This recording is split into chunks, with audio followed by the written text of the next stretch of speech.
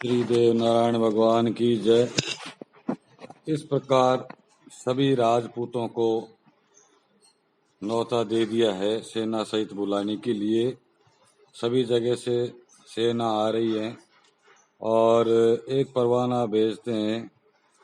राणा दुर्जनशाल एक परवाना भेजते हैं गुरु रूपनाथ जी को, और गुरु रूपनाथ जी को कहते हैं, गुरु रूपनाथ जी आपने ऐसे गुरु रूपनाथ जी को 1.25 लाख मोहर दे करके और परवाना के साथ भेजते हैं। और गुरु रूपनाथ जी को कहते हैं कि गुरु रूपनाथ जी आपने रूपाड़ी, जहाँ गुरु रूपनाथ जी की धूनी थी उस जगह को रूपाड़ी बोलते हैं या रूपाहेली बोलते हैं। तो रूपाड़ी पे आपने धूनी जमा रखी है और आपके ऐसे चेले पाल रखे हैं जो दूसरे की औरतों को उठा उठा के ले जाते हैं। तो गुरु रूपनाथ जी आप अपने चेलों को समझाओ और हमारी रानी हमको वापस दिलवाओ। अगर ऐसा नहीं करते हो तो हम आपकी धूनी को तोपों से उड़ा देंगे और बर्बाद कर देंगे आपकी धूनी को। इस तरीके से राजा दुर्जनशाल एक परवाना भेजते हैं गुरु रूपनाथ जी को। गुरु रूपनाथ जी के पास जैसे ही परवाना पहुंचता है, गुरु रूपनाथ जी को मोहरे देख और परवाना को पढ़ करके गुस्सा आ जाता है और गुरु रूपनाथ जी वापस लिखते हैं जवाब राजा को। राजा को कहते हैं कि राणा तेरा बस का रोक नहीं है, मेरी रूपाड़ी से धूनी को उपाड़ दे, तेरे मोहर को तू वापस ले जा। ये 125 मोहरों से मेरे कोई फर्क पड़ने वाला नहीं है। मेरे बगड़ाओ चेला हैं और उन चेलाओं ने मेरी कुटिया को सोने के छज्जों से छाप रखी है। मुझे तेरे इस सोने की आवश्यकता नहीं है। इससे ज्यादा तो मेरे चेलाओं की गुजरियां रोज सोने का दान कर देती हैं और तेरी मेरे से युद्ध करने की क्षमता नहीं है। जब तो तेरी रानी की रखवाली नहीं कर सकता है, तेरे से एक औरत की रखवाली नहीं हो सकती, तू क्या बगड़ावतों से लड़ेगा और क्या रूपनाथ जी गुरु से लड़ेगा? क्योंकि रानी तेरी थी नहीं। रानी के तोरण सवाई भोज ने मारी, रानी के फेरे सवाई भोज के खांडे से लगे। रानी तो सवाई भोज की तीसरी पत्नी है। जैसे साडू उसकी पत्नी है वैसे ही रानी भी उसकी पत्नी है और उसकी पत्नी को तू नहीं ले जा सकता। और रूपनाथ जी इस तरीके से गुस्सा खा करके और राणा को जवाब दे देते हैं वापस से। और उधर बगड़ावतों को बुलाते हैं। बगड़ावतों को बुला करके जिस तरीके से राणा का परवाना आया वो सारी बात सुनाते हैं और बगड़ावतों से कहते हैं कि मेरी धूनी की लाज तुमको रखनी है, ये रानी वापस किसी भी कीमत पर नहीं देनी है। और युद्ध होता है तो हो जाने दो, सर्वनाश होता है तो होने दो, जो मेरे से बनेगा मैं पूरा करूंगा और हम युद्ध जीतेंगे। इस प्रकार बगड़ावतों को सवाई भोज गुरु रूपनाथ जी के पास जाते हैं। सवाई भोज को वो इस प्रकार समझाते हैं और सवाई भोज वो कहते हैं कि जाकर के अपनी तलवारों की धार तेज करो, 100 धारे खांडों को खुटवा के पहने करो और अपने जितने भी हाथी घोड़े हैं सारी सेना को तैयार करवाओ। राणा ने फौज मंगवा ली है, राणा की फौज आना शुरू हो गई है, किसी भी समय राणा युद्ध कर सकता है। इस तरीके से गुरु रूपनाथ जी बगड़ावतों को समझा देते हैं कि सब तरीके से तैयार रहना है और किसी तरह की कोई चिंता करने की जरूरत नहीं है। सवाई भोज कहते हैं कि गुरु रूपनाथ जी आपके आदेश की आवश्यकता है।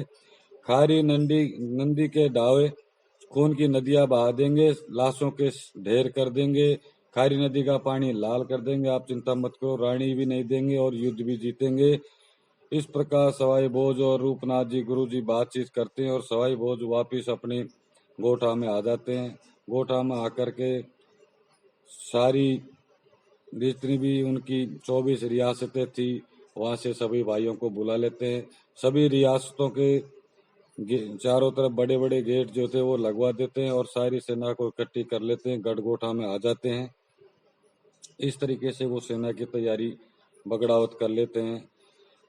उधर गुरु रूपनाथ जी का परवाने का जवाब जैसे ही राणा के पास आता है, राणा सोचता है कि गुरु रूपनाथ जी मानने वाले नहीं है, ये बगड़ावतों के गुरु हैं और इनसे युद्ध करना ही पड़ेगा। तो जो सेना राणा ने बुलाई थी उस सेना को उनके खाने पानी की, उनके डेरा लगाने की व्यवस्था नीमदेव को सौंपते हैं और खारी नदी के किनारे डेरे लगवा देते हैं। कुछ सेना राणा नौतेरी राण में रोक लेता है। नीमदेव उनकी व्यवस्था करने लग जाते हैं सारी आई हुई सेना की। और दिया जोध का राणा का भाई था, दिया जोध का पूरी सेना का सेनापति बना देते हैं राणा। और राणा और दिया जोध का बातचीत करते हैं कि किस तरीके से हमको युद्ध लड़ना चाहिए और क्या रणनीति अपनाएं जिससे कि हमको ये ज्यादा युद्ध भी नहीं लड़ना पड़े और राणा की सेना की जीत भी हो जाए और रानी वापस भी आ जाए और बगड़ावत हार जाए। इस तरीके से एक रचना रचो सेना की कि हमारी जीत हो जाए। तो दिया जोधगा कहता है, राणा जी बगड़ावतों को आप छोटी चीज मत समझो। बगड़ावतों के सवाई भोज और नेवा ये दो ही बहुत है हमारी सेना के, तो एक भी घोड़ा सवार नहीं छोड़ेंगे ये, क्योंकि इनको शिव जी के आशीर्वाद प्राप्त हैं और इनके पास चंद्रास खांडा है। जो चंद्रास खांडे को लेकर युद्ध करेगा उससे कोई नहीं जीत सकता। नेवा ऐसा युद्ध करता है कि वो रुकता ही नहीं है युद्ध करते हुए। उसके सामने बड़े बड़े वीर छत्री सब भाग जाते हैं। इस तरीके के बगड़ाउत युद्ध करेंगे तो राणा जी इनसे युद्ध करना उचित नहीं है। कोई ऐसा तरीका ढूंढो जिससे कि हमको बगड़ाउतों से युद्ध करना नहीं पड़े, और अगर करना पड़े तो थोड़ा बहुत युद्ध करना पड़े, हमारी सेना का कम नाश हो। दिया जोध का इस तरीके से राणा को समझाते हैं। राणा और दिया जोध का बैठ के बनाते प्रोग्राम कि क्या करना चाहिए, कैसे हमारी सेना कम मरे। तो दिया जोध का राणा को राय देते कि सबसे पहले हमको सेना के 5 टुकड़े करो। एक टुकड़ा तो आप स्वयं रखो, एक टुकड़ा रोमी के बादशाह के पास रखो और कुछ सेना राण में रखो, नौतेरी राण की सुरक्षा के लिए रखो। और कुछ सेना को बगड़ावतों के गोठा के चारों तरफ लगाओ ताकि बगड़ावतों को चारों तरफ से घेर सकें। और बाकी बची हुई सारी सेना को खारी नदी के किनारे पर डेरा डलवा रखे, उनको वहीं तैयार रहने के लिए बोल दीजिए। उधर दिया जोध का राणा से कहता है कि आप ऐसे करो, सबसे पहले अपन 2 टुकड़ियों से युद्ध करते हैं। एक टुकड़ी को आप लेकर के रवाना हो जाओ गुरु रूपनाथ जी की धूनी से, गुरु रूपनाथ जी को युद्ध करो। दूसरी टुकड़ी रूमी के बादशाह की तैयार करो और रूमी के बादशाह को ये कहो कि सवाई भोज की पुत्री है दीप कंवर रायला में रहती है और आप रायला में जाके युद्ध करो और वहां से दीप कंवर को जिंदा उठाओ और हम आपकी शादी दीप कंवर से करवा देंगे। इस लालच में रूमी का राजा दीप कंवर को जिंदा पकड़ लेगा। और राणा जी आप ऐसे करना, गुरु रूपनाथ जी के धूनी पे जाकर के युद्ध करके गुरु रूपनाथ जी को जिंदा पकड़ो। तो दीप कंवर जिंदी पकड़ी जाएगी और गुरु रूपनाथ जी जिंदे पकड़े जाएंगे। तो इन दोनों के बदले में बगड़ावतों से अपन रानी मांग लेंगे और उनसे ये कह देंगे कि अगर तुम रानी नहीं देते हो तो दीप कौर की शादी हम मुसलमानों के साथ करवा देंगे और गुरु रूपनाथ जी की गर्दन कटवा देंगे। इस प्रकार बगड़ावत हमारी बात में आ जाएंगे और दीप कंवर की और गुरु रूपनाथ की आंट में हमको रानी वापस दे देंगे। ऐसा प्लान करके सबसे पहले गुरु रूपनाथ जी की धोनी के लिए राणा अपनी सेना को लेकर रवाना होता है। दूसरी टुकड़ी को रूमी का बादशाह लेकर रवाना होता है रायला के लिए।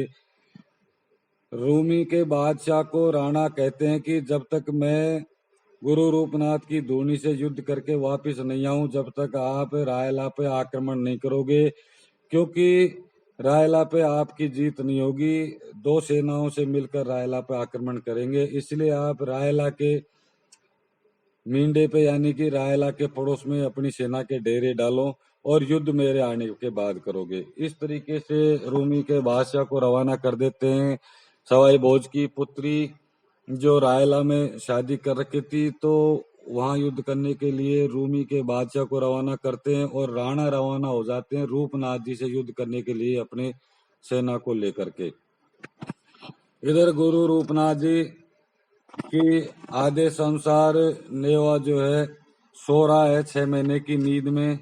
नेवा को ये कह रखा था कि जब तक युद्ध शुरू नहीं हो जब तक हम आपको नहीं जगाएंगे और जब तक आप सोते रहोगे तो जब तक आप पत्थर के बनते जाओगे। और 6 महीने का समय था पत्थर का बनने के लिए, 6 महीने से पहले युद्ध शुरू होने वाला था। इस तरीके से नेवा को अभी किसी ने नहीं जगाया। बगड़ावत आपकी सेना की पूरी तैयारी कर लेते हैं और गुरु रूपनाथ जी के ढूंढने के लिए राणा युद्ध करने के लिए रवाना हो जाता है। धोनी पर राणा आक्रमण बोल देता है तो गुरु रूपनाथ जी के पास में 750 तोपें थी। गुरु रूपनाथ जी ने उन तोपों में 18-18 किलो बारूद भरवा रखी थी। सभी तोपों के बत्तियां लगा देते हैं। 750 चेले गुरु रूपनाथ जी के गोस्वामी थे, उनको युद्ध के लिए तैयार करके लिए युद्ध में उतार देते हैं। गुरु रूपनाथ जी के पास 2 पालतू शेर थे, दोनों शेरों को गुरु रूपनाथ जी छोड़ देते हैं। गुरु रूपनाथ जी के पास 4 कुत्ते थे, उनकी सांकल खोल देते हैं। चारों कुत्ते और शेर मिला के सारे घोड़ों और हाथियों की आंतड़ियों को फाड़ फाड़ के बाहर निकाल देते हैं। राणा की सेना में गुरु रूपनाथ जी के शेर और कुत्तों ने आतंक मचा दिया, पूरी सेना को तितर बितर कर दिया। और उधर 750 चेला गुरु रूपनाथ जी के ले के सोरठ की तलवार और युद्ध करने के लिए पहुंच गए और युद्ध चालू कर दिया। तो गुरु रूपनाथ जी की सेना राणा की सेना पर भारी पड़ रही है और गुरु रूपनाथ जी के पास में गुरु रूपनाथ जी भैरू जी पहुंच जाते हैं और भैरू जी कहते हैं, गुरु रूपनाथ जी मेरे को आदेश दो सेना से लड़ने के लिए, आपकी सेना में जाकर के मैं भी लड़ूंगा। तो गुरु रूपनाथ जी भैरू जी को रोक लेते हैं कि अभी आपकी जरूरत नहीं पड़ेगी, आपकी जरूरत पड़ेगी तो आप यहीं रहो, मैं आपको भेज देता हूँ। इस प्रकार गुरु रूपनाथ जी जो है सेना को, राणा की सेना को भगा देते हैं। गुरु रूपनाथ जी की दूनी पे राणा कुछ नहीं कर पाता है। राणा वहां से रवाना होकर के और गुरु रूपनाथ जी की धूनी पर आता है। गुरु रूपनाथ जी के हाथ बांध के पैरों में पड़ जाता है। गुरु रूपनाथ जी से माफी मांगता है, गुरु जी मेरे से गलती होगी, मेरे को माफ कर दो। गुरु रूपनाथ जी राणा को माफ कर देते हैं और हिदायत देते हैं कि भाग जाए यहाँ से, अगर दोबारा दिखाई दे दिया तो जान से मार दिया जाएगा। राणा वहां से अपनी बची कुची सेना को लेकर के रवाना हो जाते हैं। जैसे ही राणा वहां से वापस रवाना होते हैं तो रायला की तरफ राणा जाते हैं और वहां रूमी का बादशाह पहले से ही तैयार था। दोनों सेनाओं ने एक साथ रायला पर आक्रमण कर दिया। दीप कंवर का पति जो था घोड़े पे सवार होकर के युद्ध करने के लिए अपनी सेना से जाता है। रूमी के बादशाह से दीप कंवर का पति युद्ध करता है। इधर दीप कंवर अपने मर्दाने कपड़े पहन करके घोड़े पे सवार होकर के खांडा लेकर के राणा से युद्ध करने के लिए चल देती है। दोनों सेनाओं से दोनों पति पत्नी युद्ध करते हैं। राणा को थोड़ी देर में राणा पर काबू पा लेती है। दीप कंवर और राणा के ओहदे पे चढ़ जाती है। हाथी के ओहदे पे चढ़ करके राणा की गर्दन पे तलवार लगा देती है। राणा कहता है, दुहाई दुहाई दीप कंवर, मैं आपके बाप का धर्म का भाई हूँ और मैं भी तेरे बाप के बराबर हूँ। भाई मेरे को ये पता नहीं था कि आपका ये ठिकाना है, मैं तो बगड़ावतों की कोई कोठड़ी समझ करके युद्ध करने के लिए आ गया था, मेरे को माफ कर दो। इस प्रकार दीप कंवर राणा को माफ कर देती है। राणा उसको 5-10 मोहरे बच्ची समझ करके विदा में देते हैं। दीप कंवर वहां से रवाना होकर के और उसके पति के साथ लड़ने के लिए रूमी के बादशाह की सेना में टूट पड़ती है और रूमी की बादशाह की सेना को काट भगाती है। रूमी की बादशाह की आधी से ज्यादा सेना कट जाती है। तो राणा पीछे से घेरा दे करके दीप कंवर को और उसके पति को घेर लेते हैं। दोनों तरफ से सेनाओं से गिर जाने के बाद में दीप कंवर शहीद हो जाती है और दीप कंवर का पति शहीद हो जाता है। सवाई भोज की पुत्री ने बगड़ावत कैसे हैं इसका उदाहरण दे दिया। दो सेनाओं को दोनों पति पत्नियों ने अकेले ने घेर घेर के मारा। इससे आभास हो गया कि बगड़ावत क्या कर देंगे, वो तो 24 भाई हैं। उनकी पुत्री ने ही 2 सेनाओं को बुरी तरह परास्त कर दिया और वहां दीप कंवर और उसका पति दोनों शहीद हो जाते हैं। हमारे गुजर में ऐसी छतरानियां भी पैदा हुई हैं जिन्होंने छोटी सी सेना से 2 सेनाओं को मारा है और आज दीप कंवर का नाम अमर हो गया। जय देवनारायण भगवान।